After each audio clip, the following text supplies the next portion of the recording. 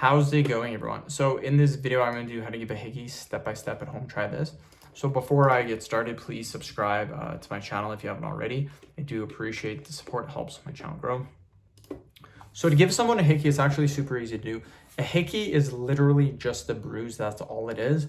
There is nothing fancy about it. It's literally just a bruise. People just give it a fancy name. So to give someone a hickey, obviously you take your lips and you suck on the neck. I just say the neck, but it could be anywhere on the body. The neck is the most common place. So again, you suck on the neck. Never use teeth. Teeth will permanently cause damage to the skin cells. So just use your lips. Here's why people are unable to give other people hickeys.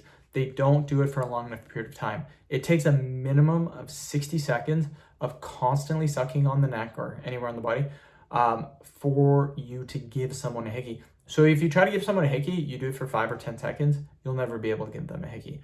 Even if you do it for about 20 seconds, that is not enough time to be able to give someone a hickey. Like I said, it takes minimum 60 seconds. If you do it for 60 seconds, literally every single time you do it, you'll be able to give someone a hickey. It works. End the video. Thank you so much for watching. Please subscribe to my channel.